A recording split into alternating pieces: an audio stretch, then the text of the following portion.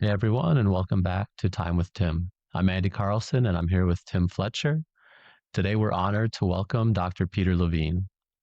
Dr. Levine is the developer of Somatic Experiencing, a body based approach to healing trauma that has influenced trauma therapy around the world.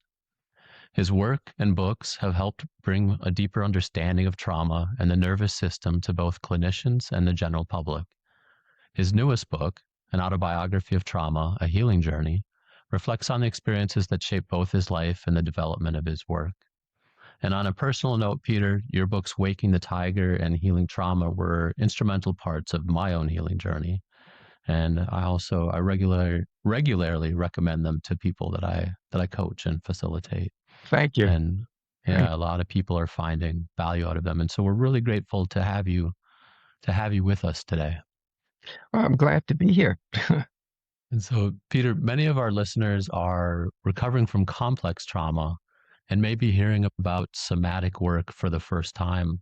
Would you Mm, be able to explain what somatic experiencing is, how you came into it, and how working with the body helps trauma begin to heal? Let me start. Um, when I started working with people in the actually late 60s and 70s, um,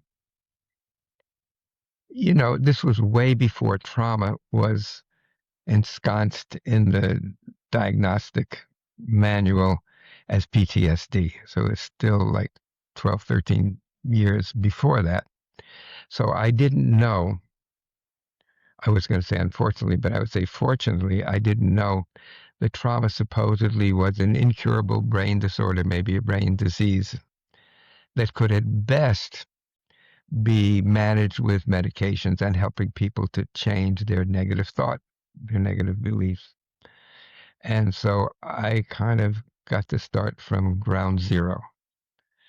So I'll give a couple of simple examples here. Um, let's just say as a child, the person was often hit, punished from a parent or from an older sibling. And so what we do is we learn to protect ourselves by bracing against ourselves. And if something that only happens once or twice, then it lets go and we come back to neutral. However, when it happens again and again, and often is associated also with shame, that response gets stuck. And so it becomes habitual, and the person may not be aware that there's even that tension there. But, after some time, they start developing shoulder pain. And often this pain spreads to different parts of the body.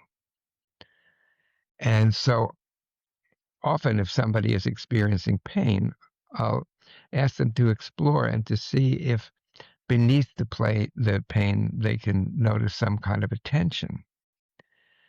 And then as they notice the tension, the next question might be, if that tension were to increase, how would that move your shoulder? How might that move your shoulder? And usually the person will say, it's like this. Of course, that's the bracing pattern. So then I'll say, let's do it very slowly together. Because what's happening here, when the shoulder gets stuck in this position, it keeps telling the brain that we're going to be hit again. So we better prepare for it. But then, as I say, it gets stuck there. And so what can we do to gradually help the person release that pattern? So again, instead of just going up quickly like this, I'll mirror the person and slowly we'll increase our shoulder tension a little bit and then letting it go. And then just resting there. Because usually there are sensations, feelings, thoughts, images that might occur. Not necessary that they occur, but they very likely will occur. And again, to do it 2 or 3 or even 4 times, each time raising it a little bit higher and each time releasing it. And then attending to the various sensations that are evoked when you do this exercise. So often the person, their body, they will have shudders or strong sensations, and sometimes they'll have an image of being hit by their, say an older sibling, the sibling they really wanted their attention, to give them their attention.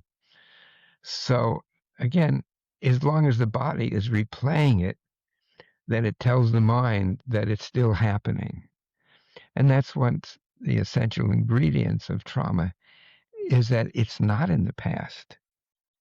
It's as though it's happening and happening and happening. I was going to say in the present, but it's not even in the present, because we lose the sense of there being a present. And in trauma, we don't really, time doesn't really, it doesn't compute in trauma. So, okay. So anyhow, again, just feeling those movements and letting them release. And another example. Let's just say you see somebody injured. You go outside of your house in the morning and you see somebody's fallen off a bicycle or being hit by a car. And all of a sudden your guts twist. Yuck. And so you think, oh, okay. That's the brain, in this case, telling the body, telling usually the guts to twist. It's, but this nerve that speaks, that's actually interconnects the brain and body, is called the vagus nerve. And it is by far the largest nerve in the body. And what many people, probably the majority of people, even some medical people, don't realize that nerve, the largest nerve, is 80% afferent. In other words, it's actually taking the information to what's going on in our guts, our heart, our lungs, and relays it back up to the brain. So you're exposed to this potentially mortal threat. And when I've worked with military people, soldiers, military people, and veterans, very often, very, very often, they are more traumatized seeing somebody injured than them actually be injured themselves. So, okay, so our guts twist, but remember, 80% of that nerve fiber is afferent, is taking sensory information from the gut, relaying it up to the brain, where it gets amplified. So we start with ugh, and then go to ugh, and then ugh. And maybe that night when we're resting in bed, that sensation is still there, that yuck sensation, and then an image comes from from the accident we observed.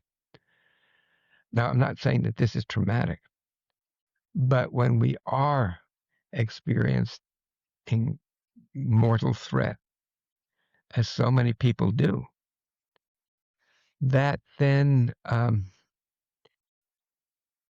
continues to replay and get amplified.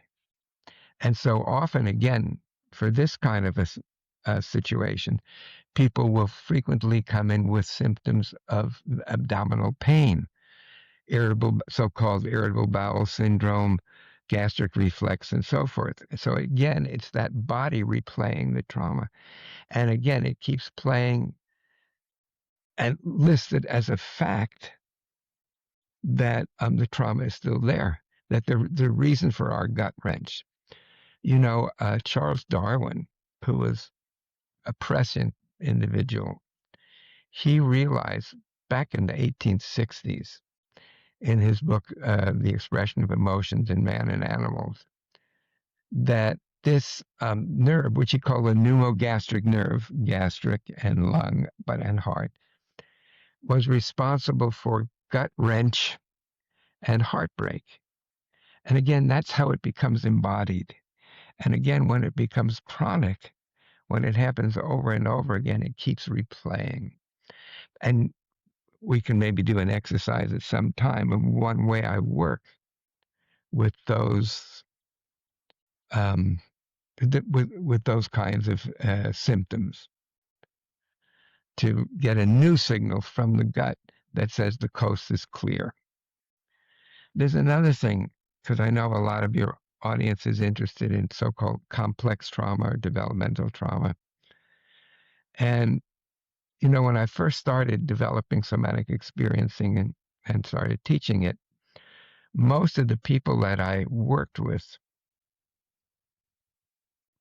almost exclusively, were experiencing shock traumas, single event or multiple single events. And so it was usually pretty easy to work with these kind of traumas. It usually took not more than, 1 or 2 sessions at the most. But then I started seeing people who had deeper symptoms, and that they accumulated from early childhood. And I also came to realize that it's not only what happens to a person that affects them in the here and now, in the present, but what didn't happen. I was just doing a demonstration with a young woman, lovely young woman, wanted to explore relationships. And where we really went in the session was, as a young child, her parents were advised, or they just didn't want to bother, when she cried, to pick her up. So in the time of my infancy, this was the basic policy of the people who were supposed to know better, James Watson and B.F. Skinner and so forth. And Watson admonished parents never to pick up the child, because if you don't let them cry, they'll just use the crying to manipulate you. I mean, this was so wrong. But again, it was something that it was very commonplace, but still does occur. And in really healing her relational wound, this woman was really able to go back to that and really hold that child that needed to be held. So again, what didn't happen is so important in working with more complex manifestations of trauma. Can I ask a question about that, Peter? So a lot of people that we work with would be like this woman that you have, and it's what you didn't get, the neglect aspect. Your needs weren't met, and it started pre-verbally. And so the body stores the trauma not in the emotions, it stores it in the body. Well, in the and so- emotion too, but also yeah, in but they suppress all of that, that's and they dissociate from all of that. And so when they come into recovery, I don't have emotions, I don't feel, and so you're trying to find a way to get them in touch with stuff, and so you start with body pain, because they can connect to that better than they can connect to that emotional pain. Can you expand on that? Sure. Often people will say, if you ask them a question like, "What are you feeling?" or and they'll say nothing. And then I might say, "Oh, nothing. Is that like numbness or like a missing piece? How would you describe that?" And then the person often would say, "Numb. I don't feel anything. I feel numb." Okay, well, actually, that is a feeling. But let's go a little bit deeper with that. So maybe, if you're willing, to explore where in your body you feel even the smallest less numb. And let's focus on that. And maybe go back and forth between that part of your body. It might be a finger, it might be a foot, could be anything. And just go back and forth between that particular sensation of numbness and other parts in your body where you feel more numbness. And they shift back and forth, and that often, very often, loosens up that, and they start feeling all kinds of things. Sometimes it's called alexithymia, the inability to feel and to put words to what you're feeling. But sometimes people who come in starting with, "I'm not feeling anything," after a session, or or a few sessions, they're feeling a lot. And what you have to do, though, is go about that very slowly, because you don't want to overwhelm the person, because to the nervous system, being overwhelmed is really not different than the original trauma. So again, it could be re-traumatizing. And that's what I wanted to highlight as you were talking is I hope people are hearing you got to go about this really slowly. You can't overwhelm the nervous system again, because you're going to do more damage. But this is a slow process. It's not a magic little fix thing. It's a titration process. So Andy had alexithymia. So I just want you to ask Andy a couple questions if you can, and maybe take him through an exercise because he's grown a lot in this. But when he first came to us, this was a huge issue for him. So Andy, I don't know if you want to set it up a little bit, but go ahead. Yeah. I mean, I would just say that in my past, I was like the absent-minded professor. I was uh, valued for thinking, spent a lot of time in my head and thinking about the future, into fantasy. But yeah, like for the most part, suppressed, repressed, or just didn't feel a lot of emotions, a lot of numbness in the body. Right. And how about now? Where are you now, more or less? Mm. I'd love to know. Um, I have, so if I look into my body right now, like I can feel sensations in my stomach. I can feel my thighs. Like I've done lots of work that was specific to like rebuilding that relationship with like the entire body, and then also rebuilding the relationship in terms of how I feel about it, which is That's ongoing. that's great. So you're moving with this, moving forward in your process. Mm-hmm. Yeah. Well, let's do an exercise. I sort of alluded to it earlier. Uh, what symptoms? What are some do you have symptoms that you notice? Mm-hmm. To be honest, the irony is I've focused so much on my body that most of my symptoms now are a chronic tension in mostly in my forehead and kind of in my upper cheek area. Okay. Okay, I have an idea how we might work. The example I gave about that vagus nerve. So we want to get a new signal via the vagus nerve. And at the same time, that part of our body is where our basic proto self comes from, where we really, for the first time, begin to know who we are. And again, it comes from being connected to the placenta through the umbilical circuit. And it's again that primary source of self. So it works also to renegotiate the vagus nerve, but also to connect with this deeper sense of self. So I'm going to suggest an exercise, and if you can join me if you wish, don't feel that you have to do it. And the idea is to take an easy, full breath, and on the exhalation to make the sound voo, a sustained sound voo, coming from the belly, directing it into the belly. And then just let the breath and the sound all the way out, and then wait for the next breath to come in, filling belly and chest, and then repeat. So I'll demonstrate, and then Could I ask you first, when you say coming from or directed from the belly, is that like pushing from the belly, feeling it in the belly? feeling it What in the belly, sensing it. feeling it in? Because remember, Okay. it's a vibration. Mm-hmm. So can you direct at least to some degree that vibration in the belly, and then just to notice what it awakens? Okay. So I'll demonstrate it. We can do it like 2 or 3 rounds. So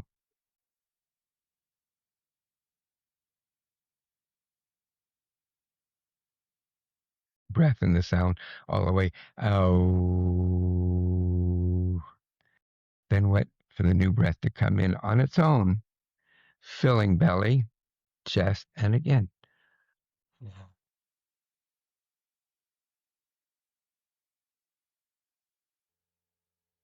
Give it a try. Sorry, did you want me to join you on that one? I do if you want. Yeah. Okay. I'll join in with you on the next one then.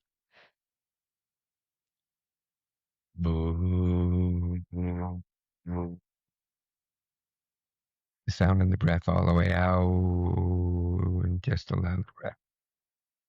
Next breath to come in on its own. And just be curious about what you might be experiencing. I'll say that on the first breath, I actually like kind of noticed more, again, like the vibration, the tension and kind of my forehead and around my face. But by the end of the second one or the third one is, I'm more aware of my butt sitting on the chair. And I'm also less, like I started looking at you, I'm less,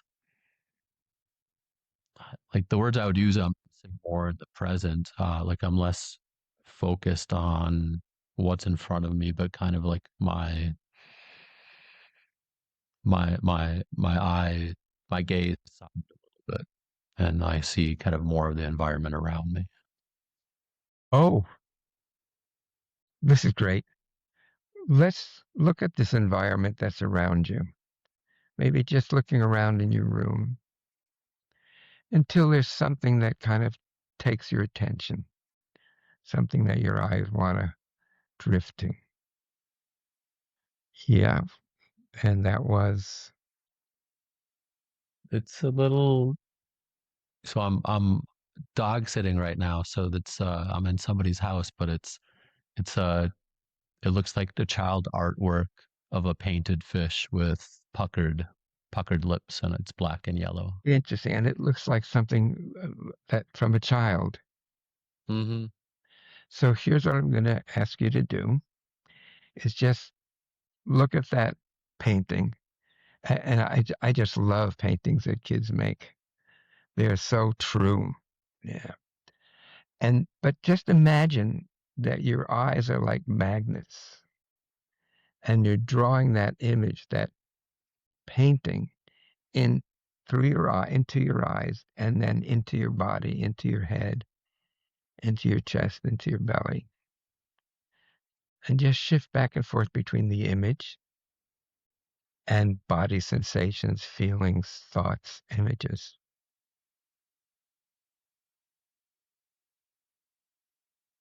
Yeah, so the body sensation that I'm most aware of right now is actually kind of like my stomach above and below my belly button, to kind of just, I wouldn't say a weight there, but some heaviness or something, some solidity there. Oh, okay. This is important. So I want you just to sense that quality of solidity, and just notice if there are any parts of your body that also have that similar solidity.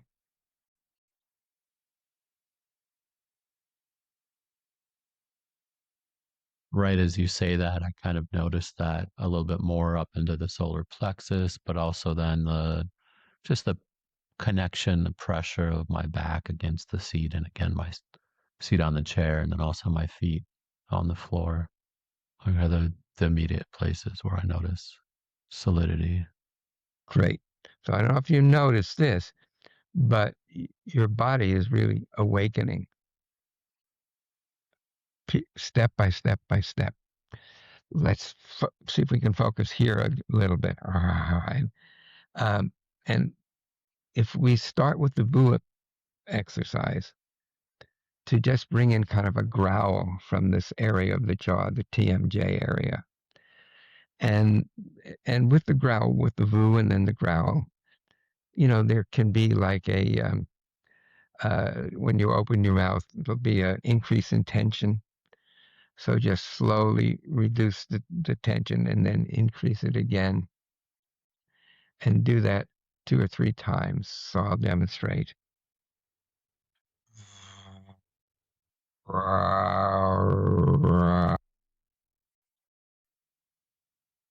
It's like an animal sound, a primitive sound.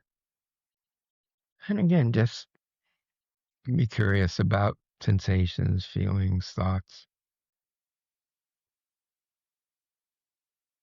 There's a little bit of feeling silly and goofy. Yeah, and there was a smile just before you said that. And well, part of that with that smile too is I think I have a lot of kind of shut down around expressing joy and expressing silliness and goofiness. And so what I was noticing was kind of feeling it in what is going to be a public way, but like that shutdown wasn't, it was maybe more of a memory rather than something that was happening, and appreciating that. Great. So let's look again at that painting, that child's painting. And just notice qualities of the painting. My guess is there's spontaneity there, there's maybe joy there.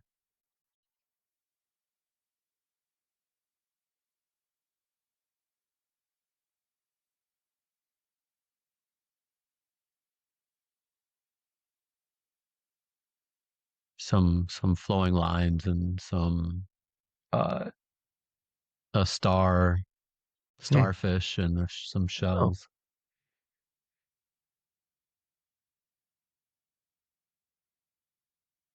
and again, just taking in that image in through your eyes into your body.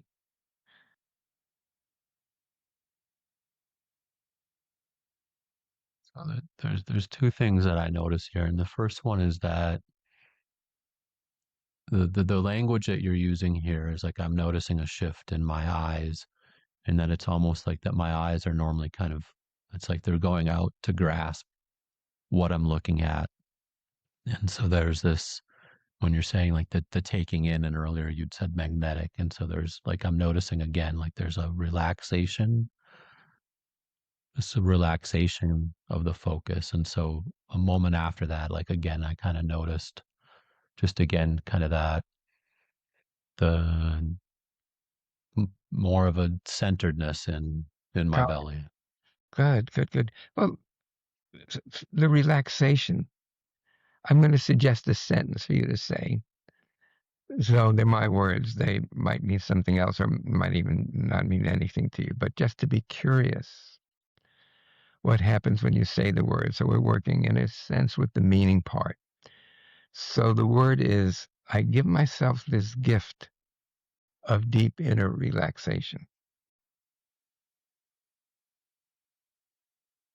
Would you like me to say that out loud, Say or it is out it okay loud. to say it? You can do it out loud or in, internally, either way. So I give myself this gift of deep inner relaxation. And just be curious what happens after you say the words or when you say the words. Um, I don't want to be honest here, but I will be honest. Is like I feel a little bit of tension in my heart, and then there's a little bit of kind of like pulling in my face. This is great because we're flushing out that devil, that judge that says, guilty as charged, you're not deserving. So that's really important. So I don't know. I don't want to say I want to celebrate it with you, but it's on the right track. Okay, I'm going to have you change the sentence a little bit. I give myself this gift of deep inner relaxation, whether I deserve it or not. I give myself this gift of deep inner relaxation, whether I deserve it or not. And again, just notice what happens this time. I see some warmth coming up into your face. There's a little bit of a smile. Yeah, it feels like we tricked something. Yes. Yes. Yeah. We tricked that judge because a gift is a gift. That's what it is. It has nothing to do with deserving. It's just a gift. So just settling with that. This gift. Yeah.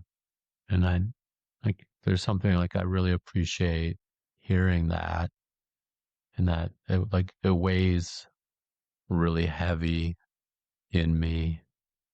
I think in my own childhood, Yeah. there was a constant sense of just undeserving and Yeah. being told it, but also just experiencing it. Yeah. So can you, if you, if you're willing to paint a little bit of a picture of what your family life was like, your parents, you, other siblings, if they're there. Yeah. I'm the middle child. I have a sister who's a year older, and a brother who's 2 years younger. Hmm. And I'll share it in this way because I think it frames it well for it. So, when I was 5 and my brother was 3, he was mom's special baby. When I Yeah. was 7 and he was 5, he was mom's special baby. When I was 17 and he was 15, he was mom's baby. And my father was the harsh, emotional one in the family. And so my younger brother was also, my dad was the baby of the baby in his family. And so my brother was the baby of the baby of the baby Right. and was special. And I had uh, physical characteristics of my mom's family. My dad's side was skinnier, and my mom's family was more muscular. But in my childhood, it wasn't muscular. I was fat. I would like my father would shame me for having a different body than him, and that body was big. It was bad, uh, and so I think also like being the oldest boy, there was a lot of sense of him of putting that response. My sister got out of a lot. We had gender roles in my family, so she got a lot of mom's attention in the kitchen, but my attention was with dad, who had to set me right. And Yeah. By um, shaming you. yeah, And shaming is a really difficult emotion. So if you're willing, and this is, not the easiest, but to think about him shaming you, maybe creating an image of that.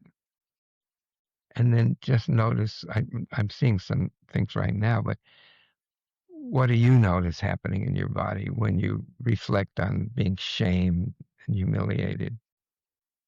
like the first thing was like just kind of like this really heavy sinking in the stomach and solar plexus, and Exactly. then as That's it. well, You have it.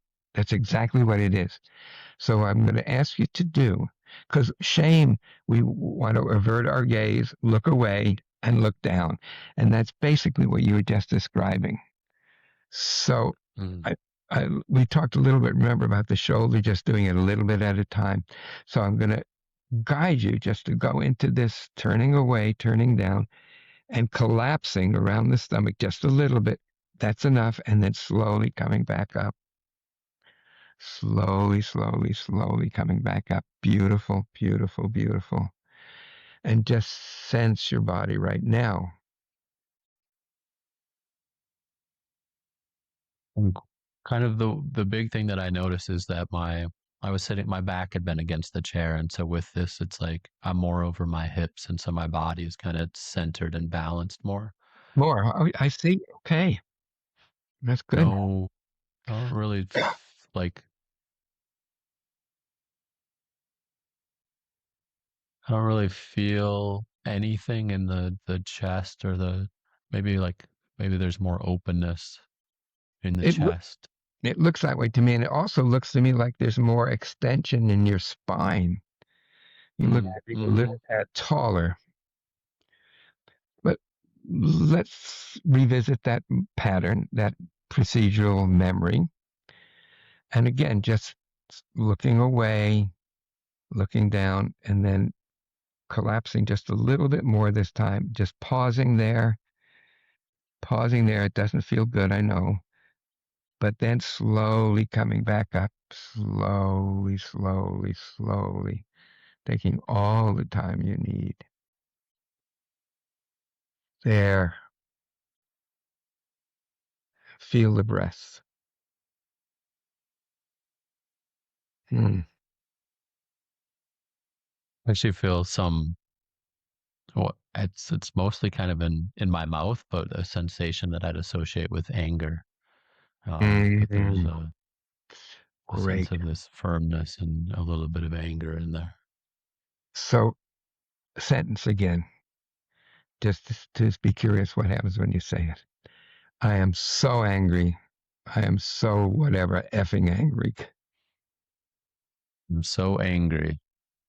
Oh, that's there's like something there. There's like, I could feel, you talked earlier about the contortion. Like I could Yeah, feel my insides kind of do this yeah, motion, and then a little bit of that and kind of around the neck and the throat as well. yeah. There was like a pause, and then that hit like a second after. Do you have a pillow near you? Um, I have a backpack, but not a pillow. I don't. Backpacks you probably do. So I want to have you take that tension that's kind of coming up in your body.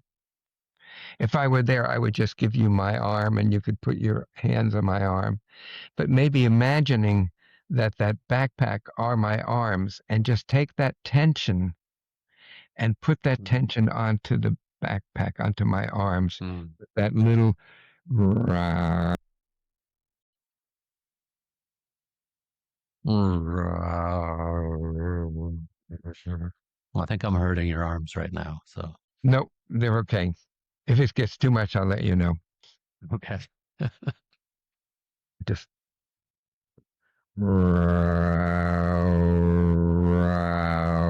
squeezing and letting go. I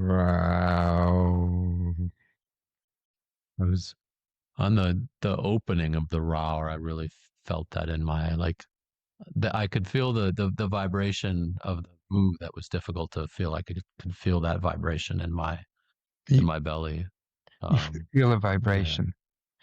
Okay, yeah. the sentence. Feeling the vibration. I'm alive. I'm alive and I'm real. I'm alive. I'm alive and I'm real. Again, just be curious. Could be nothing, could be something. Feeling that breath. Yeah. I could feel how there's a lot of solidity, kind of maybe in my, from my heart to my stomach. There's a little bit of a hiccup in the heart area, but like more solidity in that area. Yeah. So now I want you to feel your feet on the ground. Feel that solidity everywhere in your body and especially in your feet. And just imagine that there's maybe the width of a hair, this invisible string that's just lifting you up. So your feet on the ground, and your head drifting up to the sky. Just see about holding those two together. I don't know. It's interesting having my attention on both of those areas. I think all the biggest thing that I noticed was just that sigh. Like there was a deep sigh a moment after Yes. having done that. And also there's this movement, very subtle, side to side and back and forward and back. So see if you can follow those movements a little bit, Mm. these inner movements. There's a bit kind of just hearing you say that, and allowing my body to move is, we were the family that sat in the very front at church, and we had to be still. Right. And that's something that I notice in myself a lot, is that kind of just a sense of like having, if I'm in somebody's gaze, like I Feeling the have to movement. be. Feeling the movements. Let's do it um, together. Shifting slowly. We're out of the church right now, but maybe even someplace in nature where you like to be. And your body is just like the breeze is moving the grass, and the grass is swaying along. Your body is swaying with the grass. Beautiful. Yeah, and forward and back also.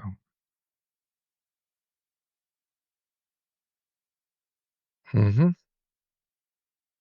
yeah, I really love that sense of connecting to feeling that, as you're saying, that the nature, and like I can see some trees outside moving in the wind, and kind of Right. sensing that same, I don't know the word to use, like a mobility or motion or flow. Flow. That's a good one. Flow. Yeah. Any movement, flow. Wow. Yeah. Thank Yeah. you. Wow. Thank Thank you. Well, I know that we're running on our time limit with you here today. And so I want to thank you for this. But as we begin to wrap up, what message would you hope to leave with anyone Okay. listening who Yeah. might feel, Let me yeah, think on that for a moment. Um, you know, trauma is something that happens to all of us. The Latin root is just wound or injury. That's the bad, I guess you'd say, the bad news. The good news is it doesn't have to be a life sentence. That the body has this great wisdom. I mean, our brains can be smart, our thinking brains can be smart, but the body unconscious is so much smarter. And so, again, I think and I appreciate that you really gave a demonstration to the people who were watching of how that wisdom is there latent within us, and that we don't have to necessarily go and relive all our traumas, but we do have the potentiality of coming back into life.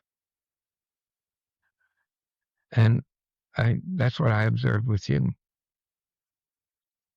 going from fixity to flow. well, Peter, thank you so much for being with us here today, and for the work that you've done to help people understand trauma in such a deeply embodied way. And, as a personal thank you as well, that potentiality of coming back into life. I Yeah, appreciate that's your where it's wisdom at. and your guidance. That's where it's at. Actually, if you want more information, um, people can go to the somaticexperiencing.com website, somatic experiencing, one word. And there's talks I've given and lectures, books, and so forth. And it also links with the traumahealing.org website, which is the organization, the nonprofit organization that's responsible for getting this work out into the world. So you can get, that information there. And yeah, and again, I think not only is trauma healable, but it transforms, and it transforms into a spiritual dimension. And some of these things that you were reporting are sometimes called non-ordinary experiences, NOE. And they, at least the way I see it, are roots of spiritual experience. In Waking the Tiger, I talk about Nancy and how she heals from a tonsillectomy that had happened 20 years before as a 4-year-old child. But what I didn't realize at the time, and when I wrote the book, I didn't write it in the book, is that she described doing what her body needed to do for 20 years, which was to run, to escape. But also that she felt safe, and then also that she felt held in warm, tingling waves.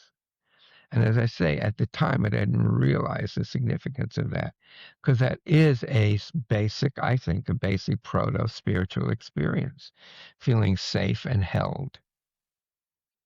And that's always there. It exists in our body as these instincts, these archetypes, and they're there. It may take some searching to find them, and they are there. I think that's such a wonderful message to leave us on, and I appreciate the work that you've done, Peter, and we'll include a link to your websites and your books and in our show notes. And yeah, I want to thank you again, for the people that listen to this. Even if it's watching me go through this exercise, there's a value in understanding and working with trauma. Yeah, but you know what? I would pretty well be assured that those who are watching are also gaining benefit from your experience. I pretty well say that's close to 100%. Yeah, because we're wired to be with each other. That's what the majority of our nervous system is wired to do. Tim, Andy, nice to spend some time with you. Thank you for joining us on the Time with Tim podcast. If you'd like to share your own experiences or have questions, feel free to email us at podcasts@timfletcher.ca. Want to learn more about complex trauma? Subscribe to Tim Fletcher's YouTube channel for past lectures and his Friday night Tim Talks. You can also connect with us on Instagram, Facebook, LinkedIn, and TikTok. Looking for more support? We offer programs and courses to help with healing complex trauma and recovering from addictions. Visit timfletcher.ca to learn more or send us an inquiry. We're here to support you. Until we meet again, take care and thank you for letting us be a part of your healing journey.